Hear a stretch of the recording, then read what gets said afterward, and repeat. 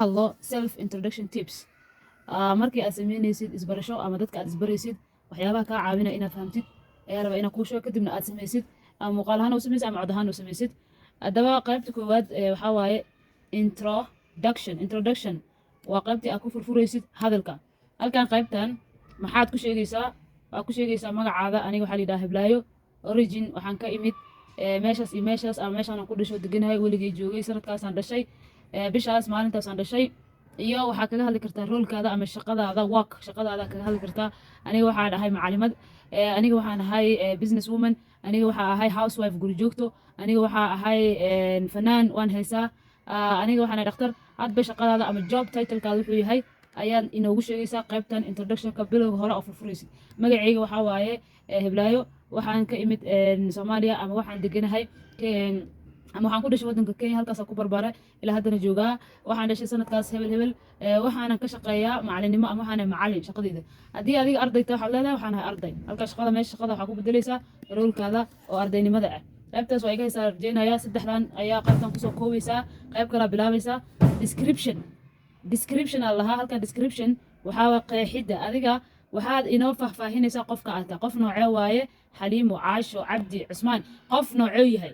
ma qof waxaa halkan aad ku qeexaysaa ama ku faahfaahinaysaa personalitygaada. adiga shakhsiyadaada qofka aad tahay inoo sharaxaysaa. haddaba waxyaabaha ama ereyada aad ku qeexaysid oo adjectiveska ah waa kuwana: kind naxariis, qof naxariis badan oo aad u naxariis badan. Friendly, qof weji furan oo social ah oo qof walba la hadli karo oo saaxiib la ah oo la saaxiib lala noqon karo. waa adi qof furfuran oo weji furfuran, qof aan weji macbuus ahayn oo markii saa loo fiiriyo bisinka raxmaanka ee loogu noqon leey maaha matid. Friendly baa tahay, saasoo noo sheegtay. Helpful, qof caawimaad badan waxaa loola jeedaa guriga ka bilaabaysaa, waalidkaada caawinaysaa, ilmaha caawinaysaa, dariska caawin. qof allaala qofkii u baahda caawimaadaada ayaa siinaysaa. haddii lagu weydiistay haddaan lagu weydiin banaanka u baxay qof alaab culus makaar waa caawinay. qof halku adagta waa caawinay. qof jidka ka lumay oo u baahan caawimaad waa caawinaysaa. soo mar walba hata qof caawimaad badan. kind baa tahay, naxariis badan. friendly laa tahay, weji furfuran, caawimaadba iyo soo an iyo waxyaaba erey kale oo descriptive words ama adjectives isku qeexaysaa. waa marka aad taqaanid naftaada baratay ood garanaysid waay. waxaadan ahayn iskuma sheegi kartid. intaa kind tirahdid baa hadhoodina xaasinimadaada iyo waxaad kaasoo korbaxaysaa. ya waa naxariis badan intaad tirahdid waa opposite ka dhow arka. friendly ah inta igu tirahdid baa hadhow wejigaada ka carari doonaa.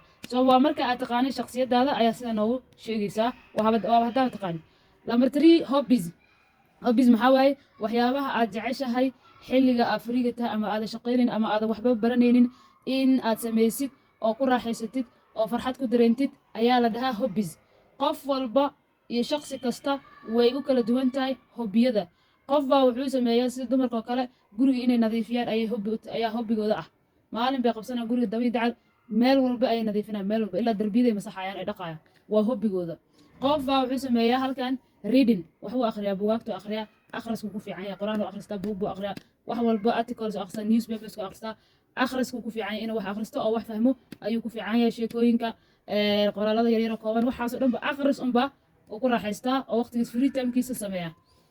listening to music halka ku qoran aad soo boodaysaa waa xaraam waa ogahay, laakiin hadda waxaa dad badan bay hobby u noqotay.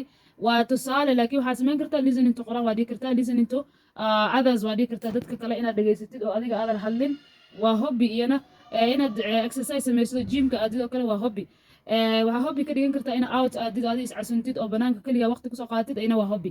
waxaa hobby ah inaad friendskaada raacdid oo picnic aadaan ama meelaha oo ku raaxaysan kartid aadaysid waa hobby. cunto karinta inaad baratid ama mar walba oo fursad ah haysid aad cunto kala duwan oo noocyo kala duwan karisid si aad u xirfadaas cunto karinta u hormarisid waa hobby. wax walba oo adiga aad ku enjoy garaynaysid xilligaada waqtigaada freega ah ayaa waxaa la yidhahdaa hobbies. way badan yihiin.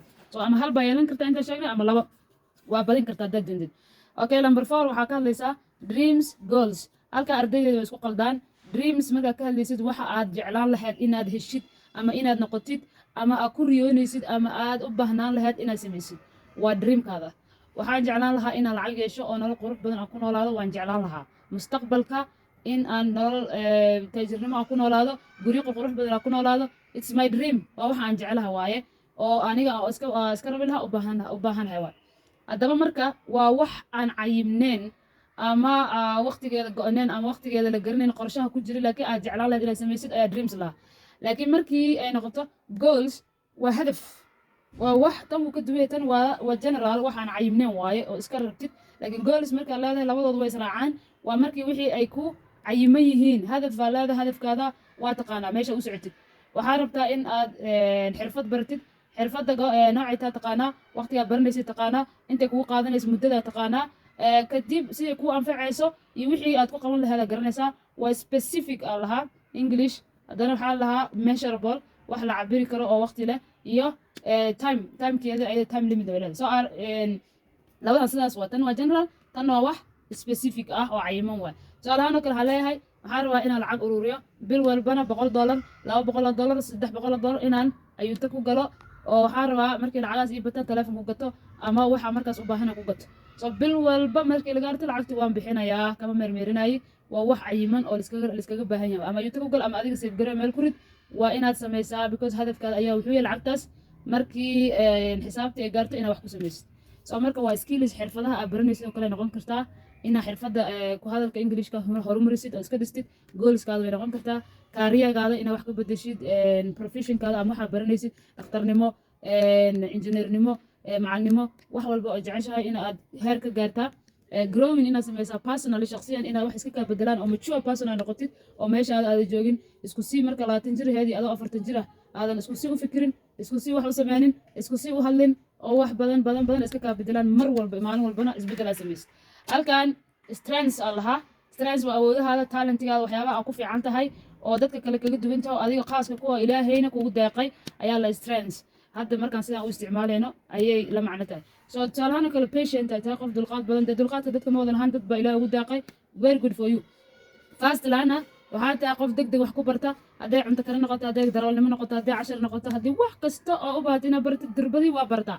iyo kuwo kaloo la mid ah marka intaan qof walba ma wada lahan dad khaas baa leh so adiga haddaad ku jirtid dadkaas oo dulqaad leedahay oo dulqaadkaada garanaysid waa good waxaa taqaanaa naftaada iyo awooddaada waxaa ku fiican tahay taqaanaa oo dad kale kaga duwan tahay haddaad dirbadii wax marka lagu sheego oo maclimadda anoo kale wax kuu fasiro ama kuu sharaxa aa fahmaysidna very good waa talentigaada ilaahay baa ku siiyey alxamdulilah dheh waa taas intaan tusaale waayo laakiin way ka badnaan kartaa okay weaknesses waa badan yihiin waa meelaha ama ceebaha aad leedahay ama areaska aad daciifka ku tahay ama waxyaabaha aadan kaa maqan oo baahiyaha ah oo adiga shakhsi ahaantaada kaa maqan daas waa bini aadan u nahay aanan u dhammaystirnayn qabyo u nahay so wixii aniga iga maqan qof kale ayaan ka helayaa wixii qof kale ka maqanna anay igu jiraan daas waa ilaah uu yiri waa inaan isdhammaystirna bini aadan markaan nahay qof dhammaystir ma jiro so meeshaan waxaa waay wixii kaa maqan waa adi weaknesseskaada ciladahaada ceebahaada waa inaad taqaanaa qof aan ciladiisa ama ceebtiisa aqoon adduunka ma jiro laakiin dadka badanaa way inkirsan yihiin wayna qariyaan uma baahnid inaad qarisid waa inaad sheegtaa